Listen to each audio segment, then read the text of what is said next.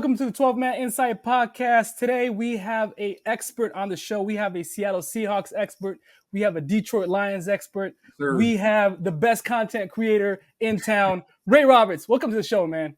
Hey, thanks for having me, man. I like to support the local folks that are doing good stuff and trying to dip their toe into this kind of stuff. So I appreciate you guys having me on. Yeah, man, love your work. And as I said, before the show, I love your content on Twitter, man. Especially when you're putting people in their place, especially those who don't not know nothing about the offensive line. I was like, hey, I'm not joining that crew. I'm bringing Ray Roberts to my show, and I'm gonna ask an expert. So Hey, there you go. I appreciate you, brother. Yeah, so let's jump into this and let's talk about this offensive line. Do you think, and you called the season a discovery year? You called this season a discovery season. And when you look at this offensive line, do you think they sat in the bye week in the meeting rooms and looked at the offensive line and said, it is what it is. We have what we got. We just got to work with this crew, or do they have something in plan that we don't know about? I mean, they can always have something planned that you don't know about, but there's not a whole lot of really quality offensive linemen sitting around at home waiting to be picked up by the Seahawks. They're all playing for somebody else, and so unless you make some type of trade or something, you're not really going to be able to upgrade that position in the middle of the season. I will say that probably going into the bye week, they probably looked at all the things like how are we coaching them? Does our scheme fit their skill set? How do we maximize their skill set? How do we mitigate their weaknesses and elevate their strengths? What can we do? Like one of the things, going into the bye week, I think they really need to look at that people were kind of pointing to right before then was their use of play action pass and being under center. Right now, Dino's in shotgun, probably more to like second or third most of any quarterback in the league, and he's not moving off that spot. So the way that impacts an offensive lineman in pass protection is that you set in the same spot every time. And so now the defense can coordinate every type of move they've ever practiced in training camp, anything they've seen on YouTube or TV, or they can, hey, I'm going to do what, Hutchinson did, or I'm going to do what Bosa did. Like you can just set up your whole game plan because you know that Charles Cross is going to be at the same spot on like 95% of the passes. So it doesn't put any type of tools in the toolbox for the offensive lineman to kind of dictate some of what's happening. And so hopefully coming out of the bye week, they've thought about some of that stuff, moving the pocket, shorter, 3-step, quick passes, the play action pass under center, because when you run play action pass from shotgun, the linebackers and stuff see the ball the whole time. So it's hard to trick them. When you have under center, you turn your back to them, they're for a split second, they don't see the ball. And so they have to hesitate a second. Everyone hesitates. And then maybe the pass rusher slow down, has to restart, that type of thing. So it kind of gives you tools. The play caller can give the offensive line tools to work with that can help them be better at pass protection. Nice. Yeah, and just a follow-up to that, how much of a help do you think Abe Lucas will bring to next week's game if he plays? Man, it's hard to say that one dude can make a huge difference, but the way that Abe, if he's able to get back to how he was playing, this dude is to me, he's probably one of the better run blocking tackles in the league, and he's a very efficient pass blocker. Like sometimes the really super athletic dudes can maybe get him on the double move, but for the most part, he holds his own in the pass protection. But this dude drives guys' backs in the dirt when it comes to run blocking, and he moves the pile. He makes a difference as a run blocker, and right now that's the missing part on this team. You can handle Gino can handle some of the pressure, and he's performed well under the pressure. I know people are going to give him a hard time about the interceptions, but a lot of those interceptions are when he's getting hit. He's throwing from a phone booth, bounced off the receiver's hands, receivers running the wrong routes, like that kind of stuff. But Abe Lucas, if he can get back to 85% of what he was before he was injured, it's going to really, to me, it will elevate the run game a little bit because he's that great of a run blocker. Yeah, nice. Tommy, do you have anything to add? Yeah, I mean, I'm definitely excited to see Abe get back. We saw what he did his rookie season, and it will be interesting to see what he's coming back as. It'd be tough after such a long absence to come back and just be boom, boom, boom, hitting all cylinders. But I do think that's going to help us a lot. And I'm looking forward to hopefully the second half of the season here having a little bit more of some continuity with the offensive line. Like keeping guys on the field consistently. Because especially at the right tackle position, we've had a lot of guys shuffle now with injuries. And, Ray, correct me if I'm wrong, I feel like a lot of the time with offensive line play, part of it is just having that connection with the four other guys, on that offensive line, and communication, and just having many, many reps together and understanding each other, and just having that, I think, would benefit that offensive line as well. Yeah, absolutely. Like to me, offensive line is probably like the most misunderstood position in all of sports because most people don't understand what's happening and what it means to be successful down there. A lot of times, it's just like, oh man, we need big, strong dudes, and it's like, well, the strong guy isn't necessarily going to win either. Like the footwork, the hand placement, the been able to the continuity you're talking about, how to guard. Like when I played in Detroit, I had the left guard. His name was Mike Compton, and we just got to a place where I could just look at him and he knew, like, man, I better be sitting on Ray's inside hip on this play because he's going to maybe go a little bit harder to the outside. And I know it leaves him vulnerable to the inside. And then I can look at him and I can tell, like, hey, man, we have to double team Warren Sapp. I need to stay on the double team just a little bit longer. You know what I'm saying? Like, so, like, without even saying the word, but just because we've played together so long, I know, like, oh, yeah, on this play, he's going to need that on this. And then he knows on this play, I'm going to need a certain thing. And so, like, so that takes a lot of time and a lot of reps to duplicate. But the other part of it too, though, is that you got to have dudes that can ball, man. you got to have some dudes that can really play the position. I do think Anthony Bradford, I think, has the skill set and talent. I don't know if he has the kind of stick to itness, like the kind of like I'm just going to go out here every single time and I'm going to steal somebody else's grass. Like I'm gonna go 6 inches or a foot, however I have to go. And that dude on the defensive side, the grass he's standing on is mine, and I'm going to get it. I don't know that he has that in him, like consistently enough. And then Tomlinson on the other side has been playing better the last few weeks, but he's an older dude. I don't know that he has that thing, the it thing in him anymore, And then Williams, I think at center, I think he's still trying to find his way back, man. And I think that's why like some of the snaps have been all over the place. And I also think that's why last week they decided to just go with Bradford versus rotating people in because, like you were just speaking to, the continuity of things, one of the lines that was in Grubb's presser was that Connor Williams needs to know who's going to be there. And it's kind of hard when you're rotating in and out, and when you're trying to – that's why I use the word discovery. And because when you're trying to figure out things as the season is happening, man, that's tough to do. That's why like in the preseason reps, the off season, all that stuff, the way they kind of cut down the amount of time you can have, it makes it hard on the new staff to come in and then try to implement a whole bunch of new stuff because you don't have enough of the discovery time, And so I think during the bye week, they discovered like, hey, Dotson, like good dude, been a leader in the locker room, fast guy, has made a lot of tackles, but there's a certain way we need for him to play, and he's just not playing. He's not showing up for us that way. There's a lot of times where he on a double teams he tries to run underneath the double team. So if the guard and tackle are double teaming this way, and then he's over here, he's trying to run behind the tackle to get to the play. And it's like there's only one person I've ever played against that can do that, and his name is Junior Seau, and you are not Junior Seau.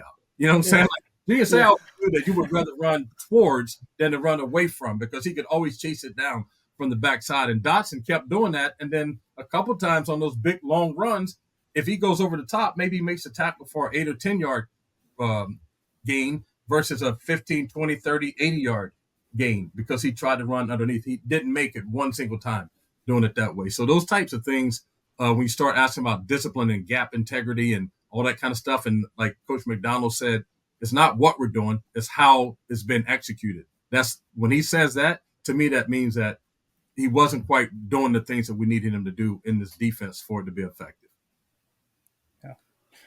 And that kind of shows you, and Big Ray, because that kind of shows you if they want to replace somebody, they can replace somebody very easily, right? Like if they have the personnel to do it. For Tyrell Dotson, it was easier to replace him with Ty Knight, but maybe when it comes to Bradford or Tomlinson or the other guards that are not performing, it's a little bit harder to replace them. Yeah, because they're all young dudes. These dudes kept 3 rookie guard center types. So this Sundell, the one dude is a guard center. Jarrell can play. He came out as a tackle, but in doing the preseason and in the training camp, he played guard the whole time.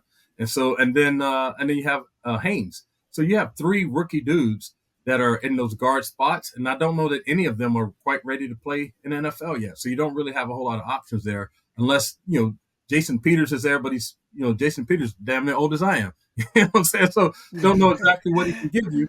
And if there was one little shift that you could possibly make, I think you could maybe put Olu at center and put Connor Williams at guard, because Connor Williams played a really good guard too before he moved to center. And so maybe having Tomlinson been okay, and then Williams having played really good guard play, that can kind of prop up the center spot if you need it, and then that way you kind of mitigate some of the weaknesses and maybe give yourself a chance to be better at the interior. But it doesn't seem like they felt like that was a productive move to make, and so they're kind of staying with what they have. And it's a lot of it's not a whole lot of, like I said, guards on other teams and other places, because if you have a good interior lineman, you're not getting rid of them unless you're just a terrible team like the Jaguars or something. You're trying to create cap space, or you're resetting your whole organization. Those dudes are hard to come by. So you can't just make a trade for an offensive lineman and bring them in and not give up a ton of what you already have. Yeah, most definitely. I mean, as a lot of people know, offensive linemen are very valuable. They're very valuable. They're the engine, and so, I kind of want to bounce back to Anthony Bradford for a second, because Mike McDonald had talked earlier in the week. He was asked, about the right guard position, and he basically just in quotes was, "It is what it is," right? and I kind of wanted to hear your thoughts on it, because as a player, I feel like that you hear that, you see that, and you can go one of two ways with it, right? Like, one, okay, let me let this light a fire under me. It's time for me, it's time to go. Or another way they could go is like, they have no faith in me. They have I mean, what? So I was a former offensive lineman. Like, what would you take from something like that? Yeah, well, I think that's a great observation, because I do think that even the rotation that they were doing, they were trying to light a fire under Anthony Bradford. I think they have been leaning towards him all along, but they wanted him to just take charge of the position, like make it without a question that I should be the right guard, and he hasn't quite done that. So I think when Coach McDonald says it is what it is, it's like I think they're trying to use everything at their disposal to kind of light that fire and hope that he responds the right way. And I hope he does too, because as a player, man, like I can remember my last year in the league, old dude, body's all beaten up and everything. And I was in training camp in Detroit, and the offensive line coach came to me and said, "Hey man, like in our meetings tonight, the guys weren't sure that you can still do it. So you need to I'm gonna give you the reps and practices today to kind of, so you can show your stuff." And I went out there, and like I could have gone like into the dump and just been like, "Oh man, like it's done." I went out there and I did my thing, but my gosh, I was hurting afterwards. It made the picture even more clear to me that I needed to retire, because I was hurting afterwards. But I could have taken that as like, man, they have no faith in me, and I could have just like laid an egg that day and walked out. But my pride wouldn't allow me to do that. And so I think what they're trying to do with Anthony Bradford is, on one hand, motivate him, but on the second hand, not lose him, because right now you've determined that he's the guy you're going to roll with, and if you lose him, then what does that say about you really truly having to turn to one of these rookies to come in and play? And like you just said, it's not a trade that you can make, or someone sitting on a waiver wire somewhere that you're going to go find that's going to come in and make a difference, because all those dudes are taken, and people have them for a purpose. And so hopefully, I didn't know much about Anthony Bradford, in college. I know he's a big, powerful dude. And when he decides that he wants to be dominant with his hands and active with his feet, very good he's a very good guard. He can move people off the line of scrimmage. He can move laterally in pass protection, and he's a big dude, so you're not going to just run him over in pass protection. So he has a chance to be a really solid guard. But at some point, man, it's up to the dude. It's up to the player to make up your mind that like it's that important to you, and that you're going to go prove yourself right. So you're not trying to prove anybody wrong. You're trying to prove yourself right, that I'm that dude. And I think whatever that Anthony Bradford needs to do to self-talk, or whoever it is that gets in his ear that tells him that kind of stuff, then he needs to go like deep dive into that, because he could be you could be losing opportunities for the future. To be a main player in this league. Like, you might hang around as a journeyman or whatever, but you have a real opportunity to establish yourself as a long-term starter in the league. And now you just need to open your mind and open your energy and present yourself in a way that says, yes, I'm the freaking right guard, and ain't nobody coming to take it. Ain't nobody giving it away. Ain't nobody questioning me. Ain't nobody questioning my effort. Ain't no one questioning my talent or any of that kind of stuff, because I'm going out here to get my dude, and I'm getting him every time. And so I don't know that I've seen that type of, you know what I'm saying? Like that type of grit from him yet. Not saying that it's not there. I'm just saying I just haven't seen him respond that way yet. Yeah, I mean, I couldn't agree more. I mean, through my time of working in football, I talked to a few NFL scouts about Anthony Bradford, not with the Seahawks, just with other NFL organizations, shortly after the draft. And it's interesting that we're sitting here today talking about this, because a couple weeks after the draft, that's what I heard about Anthony Bradford. They were worried, they were unsure, like, if he really had that fire, had that drive to really improve himself and dial in and do what it takes to become a good NFL guard. And so I think the Seahawks have tried really, really hard. I mean, I think drafting Christian Haynes was a bit of, the comments from Mike McDonald this past week and so on and so on. I think they have tried really hard to light that fire under him. And I hope this bye week was just another opportunity for him to kind of look himself in the mirror and say, hey, like, what do I want to be? Yeah. What is it going to take for me to get there? And I'm interested to see what he has for us in the second half of the season. Like honestly, like, sometimes, man, like, it's cool to have like your dudes that you kick it with, like, but it's also cool to have in that group of dudes someone that will tell you the truth. Because like, a lot of times you have dudes like, oh man, you good, like, just keep going out there, like, they're just tripping, da da da da da da. You should be the starter. But you need that one dude to go like, yeah, man, but you need to get your shit right. You know what I'm saying? Like, you need somebody that's in his corner that will say that can be honest with him and say, hey man, because what happens sometimes when, especially these big, strong dudes that have had success in college, they're so used to just in college, like, there's such a big talent gap, especially if you played somewhere like LSU and the SEC, and then you're playing some of these teams that are not as good. And so when you're an offensive lineman, you get your hands on someone in college and you're like the top dog. Usually, if you're playing against a defense lineman that's not that dude, they kind of like let you block them, basically. They're like, dang, like, I'm going against one of the best guards in the country, I'm done.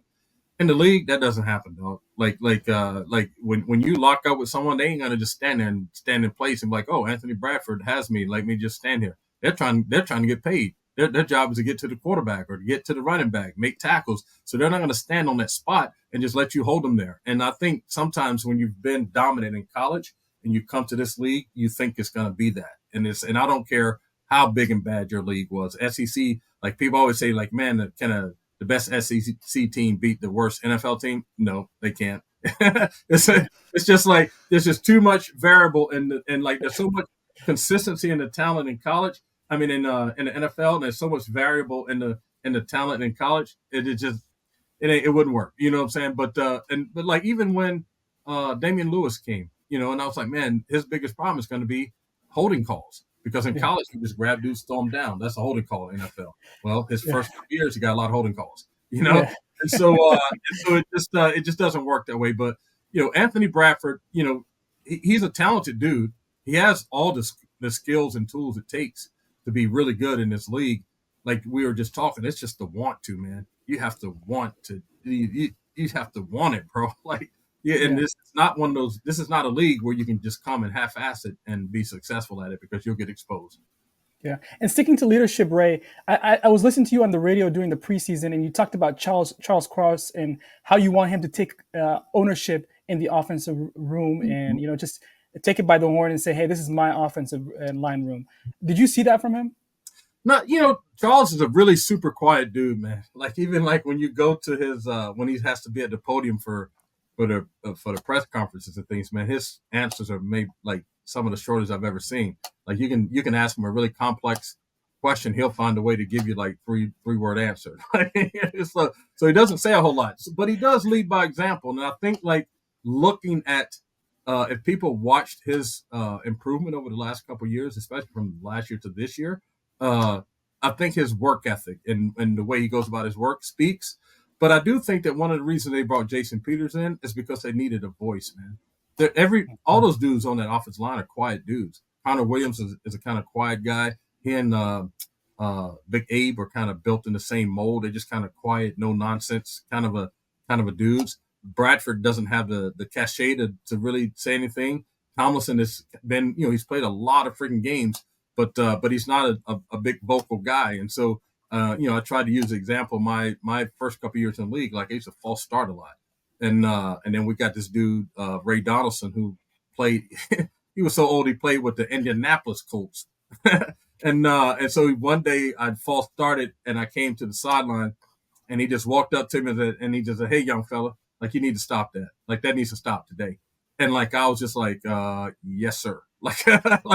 Like I will do that, Mr. Donaldson. And I don't know that they have a guy in their room that can do that, And sometimes when you're struggling, like you're afraid to kind of step up because you're afraid then people are going to point to you and say, "Oh, you did this and you did that." But you need someone that's going to grab the room by the throat and say, like, "Hey, man, we got to do this better." Whether it's watching more film, hanging out together more, staying after practice, getting out to practice early, like all those types of things. You got to have someone that kind of, if you wait for the coach to do that, then you're in a bad spot. Like the best teams and the best units are teams that are player led, and right now they need a player leadership in the offensive line room. Yeah, and sticking to just to kind of go ahead. Just to wrap it up on the leadership. I mean, just from your perspective, this is not negative towards Gino in any way, but I think at times Gino has shown some poor body language after some rough drives or rough plays. Yeah. Do you think, as an offensive lineman, okay, gets sacked, strip sack, fumble, defense gets it, and you see Gino come back and he's just heads down on the bench. Does that get to the offensive line too? Does that affect them, or is it just that's his deal, this is my deal? Well, I think every scenario is different. You know what I'm saying? And I think the fans have responded to that more negatively than the locker room has, because if you think about it, Gino is the offense. He doesn't have, he's been hit and pressured more than any quarterback. He doesn't have a running game, and so I think he's earned a right to show some frustration. And there's different leadership styles. People know who he is in that locker room. He's a real dude. That's why people love him, because there's nothing fake or phony about him. He's just a real brother that like connects with people on a bunch of different levels.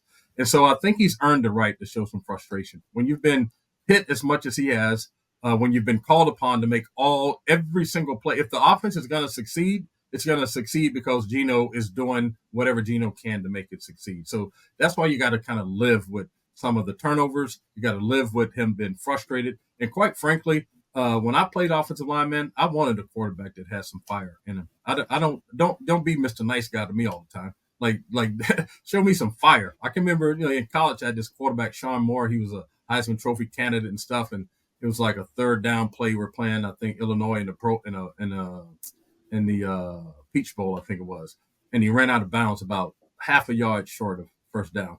And I just went and grabbed him. I said, "Yo, dog, like those first downs are hard to come by. You're gonna have to take one for the team, bro. Like, you can't be just running out of bounds." And then the next time he put his head down, ran over dude, and then tossed the ball to me. I'm like, yes, exactly. That's what I like. You know what I'm saying? Like, so I want fire, dude. Like I'm never gonna push back against a player that's showing some fire because they're maybe frustrated. They want things to be better. Now, if it gets out of hand and that causes them to play bad and that type of stuff, that's something different. But if you're just like, dang, like, come on, man, like, damn, like, give me some time, like, yeah, shit, I've had Barry Sanders be like, hey, man, like, give me just a few more inches, like, so I can get through I just need just a little bit more space, or if I had a quarterback, man, give me a little bit more time. I had running backs, hey, man, let's just get this is kind of become my phrase of the year. Let's get a hat on a hat. Like, just cover people up. Just don't let them run free. Like, you want to feel that type of frustration, sometimes, because it means that they care and it matters to them. You know what I'm saying? And it's usually them going, like, I know that you can do better, so be better. You know what I'm saying? And so there's nothing wrong with him doing that. And so I think some of the fans and the way it's portrayed, like through the media and the way they film it on the game day and all that kind of stuff, I think fans kind of react negatively to it. But man, those dudes in the locker room know that this is a real dude, and they follow him, and he's earned the right to be a little bit frustrated. Yeah. Following up on Gino, I heard it from the radio. Daniel Jeremiah was talking with Brock and Salk, and he said he marked a couple of plays every game where Gino's a little bit too greedy. He doesn't take the check downs and all that. Do you agree with that when you watch film? Do you see like maybe Gino passing up on check downs and easy plays? Yeah, and I think he does but I think that's all a product of the situation that you're in. You know what I'm saying? And so, like, if you're down points, the offense isn't really generating, nothing's really going. The natural response is to try to do something big to kind of get us going. Like, even if you look at the way K9 runs, sometimes I think the way he runs is a product of the situation. Like, he's like, man, like, I got to make something happen. So instead of just putting my head down and getting these 2 or 3 yards, I'm going to try to bounce it to the outside, reverse field, and pick up, score 80-yard touchdown. It doesn't always work, but people don't view it the same as they viewed Gino taking shots down the field. You know what I'm saying? And so I think in this particular year, in this particular situation, I think Gino has probably pressed a little bit to try to make something happen because they just haven't been able to get anything generated on offense sometimes. And so would you like him to take the check down? Yes, I think the tight ends to me are the glue to this whole thing. Like because if the run game's not working and you can get a 4 or 5 yard gain out of the tight end, that's essentially like extending your running game. So now you're working at 2nd and 5 or 6 versus 2nd and 7 or 8. This team is like their third down and goal. The distance they need for the first down is the longest since like the 1980s. Like it's almost 8 yards. Every third down conversion get a first down. So of course you're going to start trying to take chances and push the ball down the field. And so maybe you hold on to it a little bit longer, you get sacked. Maybe you hold on to it a little bit longer, the ball gets tipped. Those types of things. But it's not because I think that Gino's a bad quarterback or he's not a dude you can win with. I think at some point, man, you're just kind of like, man, if something's going to happen, it's going to happen because I'm making it happen. It's like a NBA player that's like nothing's happening on offense. And he's just jacking up 3 after 3 after 3 after 3, taking all the shots because he can't trust in anyone else. So he's just trusting in himself. And so I think Gino has kind of fallen into that a little bit the last few games. Yeah, no, I see it and I agree with it. And this is one of, if not, I'm not sure, but we are very pro Gino on this podcast here. We Gino show Smith over here. Yeah, we know he does a lot for this offense. So yeah, imagine if the running game, if they could get just from, let's say Ken Walker Jr. averaged about 90 yards a game, and you got like another 30 yards from Charbonnet. Just the difference that would make in the offense, how much people would have to respect the run. So then when you show play action, you're going to get a real true response to it. You're going to open up more windows to throw the football. And then you're going to get more guys in the box to try to defend the run. So you're going to give opportunities on the outside for this receiving core to create space and catch more passes. So then that's going to then trickle down to Gino being able to make better decisions, quicker decisions, throwing to more wide open receivers. Right now, man, like it's like they're daring the Seahawks to run. It's like we dare you to run. Like we want you to run. Like run every single time. Like they want you to do that. And so Grubb, to his credit, tried to appease everybody and like, hey, I need more balance in the offense and run the ball. But right now you don't have an offensive line that's creating the space for the running game to be effective. So you got to lean on that one thing that you have. And right now that one thing is number 7. And he's giving you everything that he has every game. Yeah. Sticking to K9, I want to ask you a question, Big Ray, because you played with Barry Sanders. Yeah. Is there a similarity in their running styles, and how did your offensive line in Detroit adapt to Barry Sanders? Yeah, so I think there is a similarity. I can't, a lot of people want to say they're the same type of back, but they're not quite. Like Barry was very good at like juking people in a small space, but stand up the field. So it's not like he bounced everything. And K9 is more of a bounce kind of a guy. Like I don't see a big, huge window between the guard and the tackle, man, I'm trying to get way around the corner and just outrun everybody to the corner. And Barry is more of a like, okay, I'm gonna get up in the hole and then and I can do crazy stuff that nobody else can do and make half the team miss, and then I'm gonna keep it going. the year that we rushed for 2,000 yards with Barry, after the first 2 games, we had 53 yards rushing. Barry had 53 yards rushing. And so we had this big meeting with the offensive coordinator, and it was myself and a couple of the receivers, the quarterbacks. And so they were saying, like, hey, like, what do we need to do to kind of get our offense going? And I said, well, we got the world's greatest running back in the backfield. He only has 53 yards. I'd run him until his shoes fell off. And then I'd find the world's largest oxygen tank to have it sitting on the sideline, because I would just run this dude until he couldn't run anymore. And then I also went to Barry and just said, hey, like, man, like, what is it that you see that we're not seeing as an offensive lineman? Because we don't understand, like, sometimes you hit the hole, other times you bounce, you cut it backside. Like, what are you looking at? And he's kind of saying, like, hey, like, at the beginning of the game, I'm watching how the linebackers flow. So if they're flying really fast over the top, I may set them up for a little bit, then I'm going to cut it back. If they're kind of holding back, looking for the cutback, then I'm going to hit it on the front side. I'm like, all right, well, then give me a split second longer to come off this double team with the tight end to get up to the linebacker, and I have that dude covered. And so then we just tried to make sure we covered everybody. We didn't have any free runners. We tried to eliminate as much as we can, and then you just let Barry make it right. And K9 is that type of a dude. If you have everyone covered up and you don't have a free runner on the front side of the play that's unblocked, which, Bradford, I hate to keep coming back to him, but yeah. I've never seen an offensive lineman miss another 300-pound offensive lineman so many times and would just completely miss him. And the dude is just standing right there where the running back is. That's the first thing that ruins a running game, is when you get penetration from the defense. Because then the running back has to make a cut in the backfield versus making it up in the hole. And so that has happened too many times for K9. And so K9 is the type of dude, though, if you can get everyone covered up, especially on the front side, he's going to make you right, because he's going to find the right hole. He's going to help you set your block up, all that kind of stuff. And that just hasn't happened consistently enough for them to be effective in the running game. I will say, however, though, that Grubb has done a good job of getting K9 the ball, though, in the passing game. And so he can still be effective and dangerous with the ball in his hand. But his most dangerous place is getting the ball from the quarterback behind the line of scrimmage. Yeah. Hey, I was listening to, I was actually reading one of your comments on Twitter, Ray. Yeah. And there was this guy who was talking about the last fourth down play. Was it the third down or the fourth down play? Yeah, on the Rams game. And you were kind of explaining how there was a hole about to open on the left side. Yeah. And then K9 cut to the right side where Bradford got beat by the defender. Yeah. So does he also have like a trust issue with his offense? No, it's just he's like a very instinctual runner. You know what I'm saying? And so when he sees the opposite color, his instinct is to cut off the opposite color.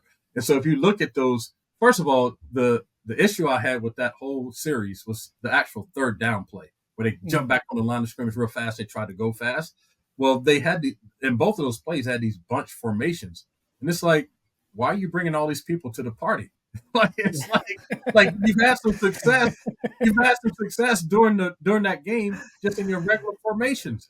So give K9 that space to create. When you put all 11 guys within like 2 yards of the line of scrimmage, that's going to be a tough get for K9. And so first of all, the way those I think I would approach it a little bit differently. And then on that fourth down play, if you look at the play on the right side, all of the defenders from the center over to the tight ends or the right tackle, all of the defenders were already shaded towards towards the left side. So all the right side linemen, blockers, had to get their head across the front of a guy that's already a gap towards the line, towards where the play is going. That's hard to do when you're trying to get a yard. It's like it's just really hard to do. And then on the front side over there, on the left side, you had the tight end. One of the tight ends was blocking an edge defender, and it was kind of, wasn't doing the world's greatest job, but he had him tied up enough that if K9 had just put his foot in the ground and just gone right between, like almost right off Charles Cross's butt, like you might have could have dove or just powered your way through, for that yard you needed. But when he kind of hesitated and did that, it was over. It's like in short yardage, you can't do that. Like once you hesitate, it's done. You know what I'm saying? And so I just felt like if he was just more committed to just going like, I'm just trying to get this yard and here's a spot I can get it. And so if you look at it from behind the line of scrimmage, you had the tight end who had a guy covered up, and then on the ground was a guy that had been cut, I think, by the fullback they had in. And so this dude was crawling over a guy, and then another dude was jumping over the pile to make the tackle. So there was really no one physically just standing there. It would have been all arm tackles,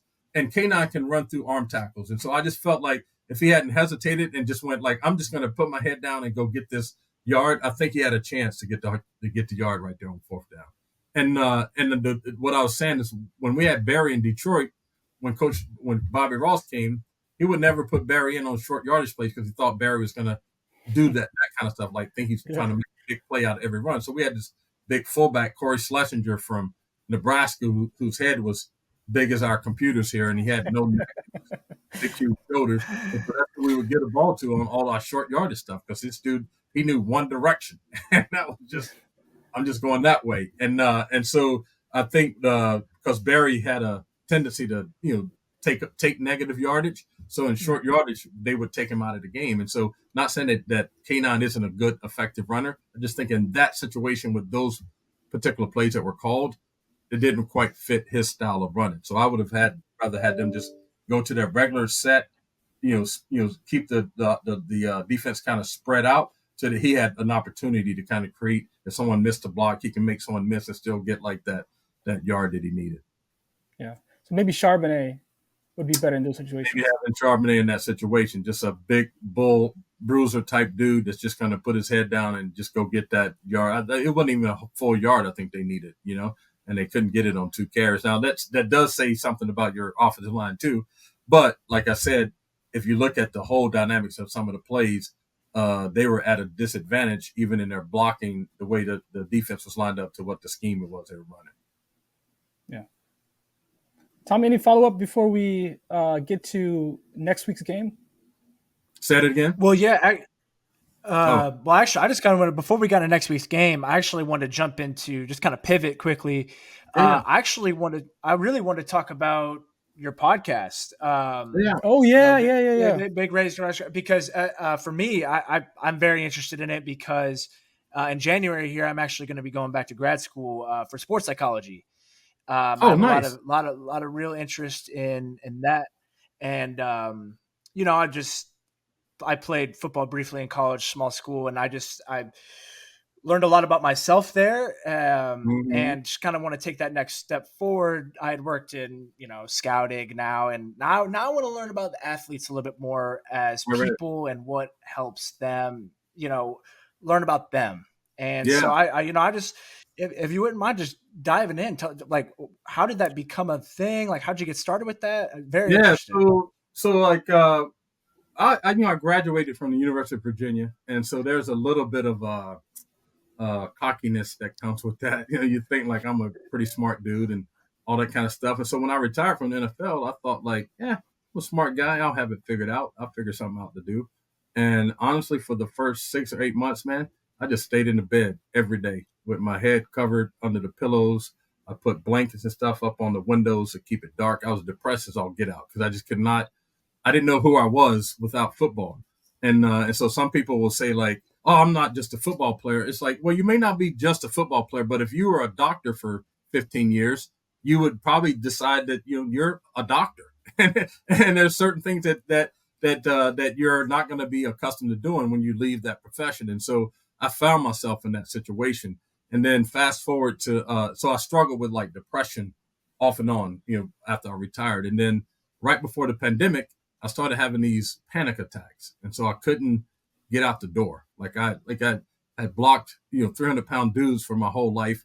And then this less than 1 pound doorknob was kicking my ass. Like I just could not make myself turn the door and go outside. And so it became like a real issue. And so the work I do some, I'm the senior advisor for urban development for Special Olympics North America. And so I'm on all these calls all the time. And so in between calls, I'm just curled up on the couch, crying, punching the couch, like just can't figure out what the heck is going on and how to do it.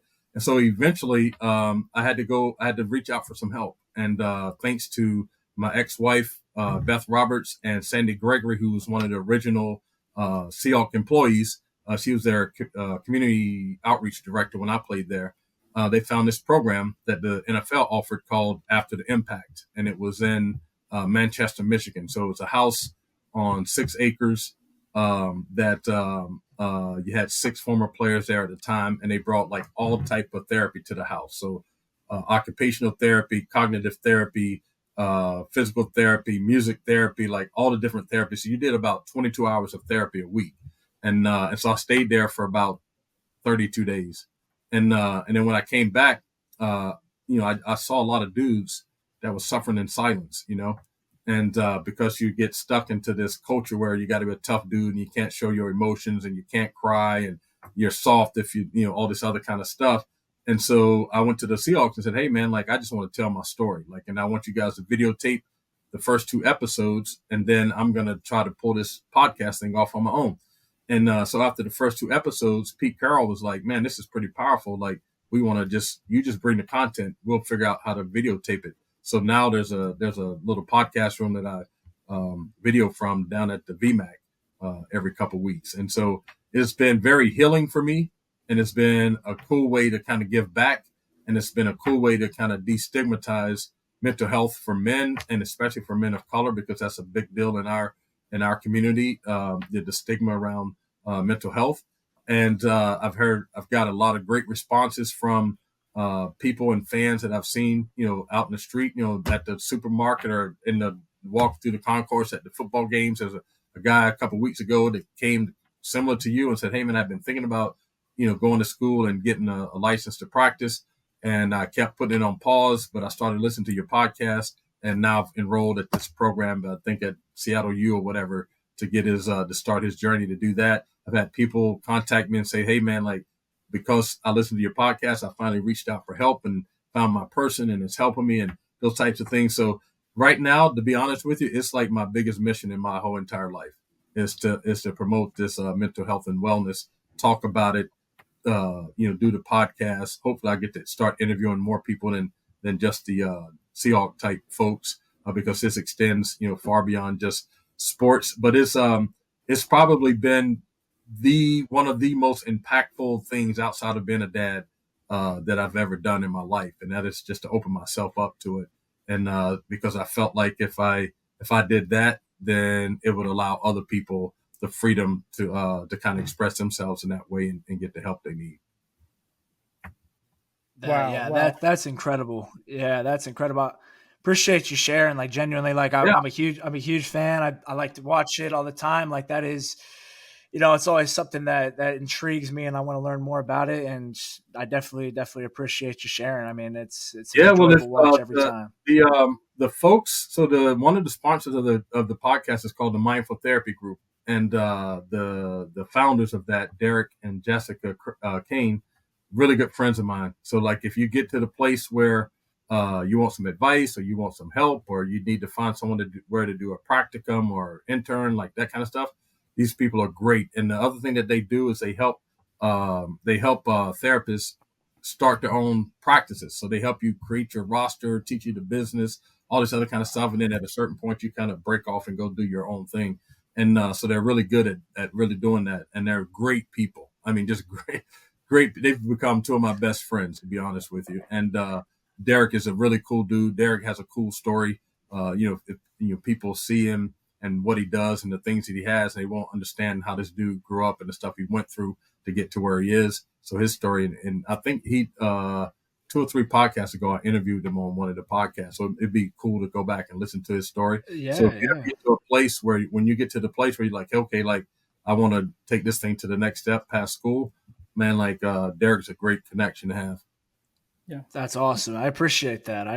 that. Yeah. Ray, how can people join the community and, be a part of the show?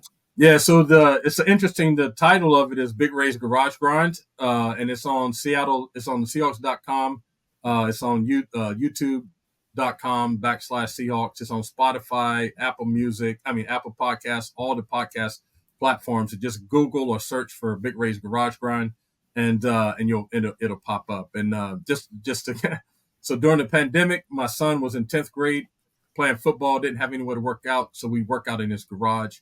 And so the way I would let his coaches know that he was putting in that work, we just started calling it our garage grind. And so we would post it to Woodinville High School football coaches, and they would say, garage grind, and it'd be video of my son working out. And so then it just turned into my own little thing, and it just kind of people started following it. So when I started the podcast, I just thought I'm just going to keep that title of it, because the other thing too is that you find the shit you need in the garage. You know what I'm saying? And so I want the podcast to be part of that thing that people need, and they know where to go to get the help they need. So it kind of flows a little bit if you know the backstory. Nice. Absolutely. Nice. That's awesome. That's awesome. Awesome. So let's wrap this up and talk about these Niners. What are you expecting next game, Big Ray? Well, I think it's going to be tough, for the Seahawks, because even though like having the bye week and doing this reevaluation thing, I still think that they're in this. And the reason I use discovery is because people don't like the word rebuild, But if you think about it, you had a program that wasn't winning at the rate that you wanted it to win and in the way that you wanted to win, so you made a change. So naturally, it's going to be a rebuild. It's very rare that you're going to get a whole new coaching staff with a team that just went deep into the playoffs. You know what I'm saying? So there's not going to be rebuilding that. It's just like, hey, how do we keep this going? And so there's going to be some rebuild. And you think about all of the different ways that, the different philosophy that Coach McDonald has. It takes time to learn all that stuff. The defense, like he was saying, there's stuff about the defense that they can't even add on because they haven't mastered the basic stuff first. The same thing with the offense. There's things that can be added to the offense, but there's things about the offense that hasn't been mastered yet to kind of add to it. So that's why I put it in more of a discovery thing. Like you're trying to figure out what do we have, what we don't have, what can they do, what can't they do, what can we do, and what can't we do. You know what I'm saying? Like as coaches, like what are we doing? Like I think one of the first things that Coach McDonald says that, and I don't know exactly what he meant by it, but he said I need to be more efficient as a coach. And I'm like, okay, whatever that means, be it. You know what I'm saying? And so he had to, and so he's in a discovery phase. And so I think the discovery thing is gonna continue. And I think we were kind of spoiled by the start of the season, thinking like, oh man, like this team, has a chance to make a deep run. I'm not saying they can't make it to the playoffs and all that kind of stuff, but it's going to take a real strong effort and a lot of improvement by elite, especially those 5 dudes up front, offensive line. It's going to take a lot of improvement by them to kind of get you to that place. And so I think they're still going to be in the discovery phase. And so because of that, I think it's going to be tough to go to San Francisco and win. Even people you're going to come out of the bye week and they're going to like, oh, you should have had some answers, blah, blah, blah, blah. Yeah, but the 49ers are still the 49ers. You know what I'm saying? They still got the same coaching staff. Yeah. They still got, Fred Warner in one of the top defenses. Now they got McCaffrey back, all this other kind of stuff. They're still the 49ers. And so you may have made some cool corrections and stuff during your bye week, but they're still the 49ers, and it's going to be tough to beat down there. So will they play better? Yeah, I don't know. It's kind of a wait and see thing. I've been on teams where we played great out of the bye weeks, and I've been on teams where we played like trash out of the bye week. Like look at the Jets last week. They had a big bye week, and they came out, had no energy, no emotion, nothing. They got freaking drilled by the Arizona Cardinals. And so I think my expectations right now is just pretty level, even killed. I'm not too high. I'm not too low. I'm just trying to see the small victories that the team has. And if they win the game, that's great. But it's going to be a tough win. It's going to be a tough game for the Seahawks to go down there and win the game. Nice. So you're saying everything, enjoy the discovery. Yeah. Everything extra is gravy. Yeah, that's what I'm saying. For real. I mean, because think about it, man. It's like it's hardly anything new you're going to go into and just be successful right away, especially when you don't have your type of people doing your type of thing. If you look at Pete Carroll, his first 2 seasons, they started out 7-9, 7-9. So it's not like Pete Carroll just came in here with his hair on fire. Like that joker had to turn some things around and make things different, get his type of players. If you look at the first couple of years that he and John Snyder were together, man, they had the most transactions of any NFL team in the history of football. Like they were like bringing guys in, you're not working, bring another guy in. Not working, bring another guy in. Hey, that guy worked, let's get it. Like they had so many transactions, it was crazy. You know what I'm saying? So because they were trying to find their people. And then eventually they found their people, and then they became who they became. And so I don't think this is going to be any different. Like the guys at the Commanders kind of struck gold. You got lightning in a bottle. Got a great quarterback. And made some new, changed some pieces, changed coaches. and it seems and things have been working for them. But that's very rare, man. That's very rare when you're making changes like that. And so I love what they're trying to get accomplished here. I love the team that they're trying to be and that they want to be. I love that Coach McDonald is convicted by what it is that he wants to do and how he wants to do it. And then I just hope that can match well with how John starts to craft and put this team together so they can get the players they need to be the type of team that they want to be. Yeah. Awesome. Tommy, any final questions? Oh man, we covered it well. Just really, really appreciate your time and appreciate all your insight. This was really fun and took a lot from it. So thank you. Yeah. And I will say this, man, there's podcasts all over the place nowadays. And I have a lot of respect for the people that know what they don't know. And they're trying to learn, versus the people that just think they can just, have a outlandish, take on something and they have no clue what they're talking about. Like there's a place for all that, but just for me, that doesn't work for me. And, but I do have a great appreciation for people that because hell, I left the NFL and went to work for Special Olympics. I'd never had actually, when I left the NFL, I was a diversity, equity, inclusion specialist at Microsoft in the gaming division. I had no idea what I was doing. You know what I'm saying? I had to know what I didn't know and in order to be successful at it. And so I didn't go into it just thinking I had all the answers. And so some of these podcasters think they have all the answers, and it's just not that simple. You know what I'm saying? This game is really hard. It's hard to win. It's hard to put 22 guys together that can play consistently on both sides of the ball. You have injuries and personalities and skill sets and all that stuff you got to change. It's hard to be a coaching staff that a lot of your coaches haven't coached in the NFL, and you're trying to. That's new every week, and every challenge is new to them. So like how we're gonna adjust to it, So it's really hard. It's easy to be hard and have really strong opinions. But I like the people that really try to learn and understand what it is along with their opinions. Not that you can't have them, but like when you're working at trying to understand it, I have a greater appreciation for that. Yeah, well, we appreciate you, Ray. I was just talking to Lofa Tutupu the other day, and I was telling them, man, it's really hard to organize a birthday party. Imagine like organizing a full NFL team. And I'm like, yeah. So hats off to these coaching staff, in their first year trying to put everything together. So we could speak with you for hours, Ray, but we're going to let you go. Thank you for your time. I appreciate everything you do in Seattle because, every time everybody goes on fire on Twitter, you put them down and you put them in their place. So I'm going to be watching your comments. Well, I appreciate it. Hey, man, and don't let this be the last time, man. I'll jump on, if you guys have something you want to talk about, or a couple of weeks from now, if you want to, want me to jump back on, I'll do that. Just trying to help you guys do what you do, and I like doing this type of stuff. So just hit me. You got my contact information and stuff. Just hit me up. Of course, man. And we're going to take you up on that offer. Absolutely. Absolutely. All right. Thank you. All right. You keep doing what you're doing, brother. Thank you so much. Everybody, appreciate you. Thank you for listening to the show. Ray Roberts, everybody. And if you want to listen to his podcast, go to Big Ray's Garage Grind on YouTube. And where else? Apple, Spotify? Seahawks.com, and then all the podcast platforms. So Spotify, Apple Podcasts, all the other ones. You can just, if you Google it, it'll pop up. You'll see it. Awesome. And if you like the show, please like and subscribe as usual. Take care. 12 Man out.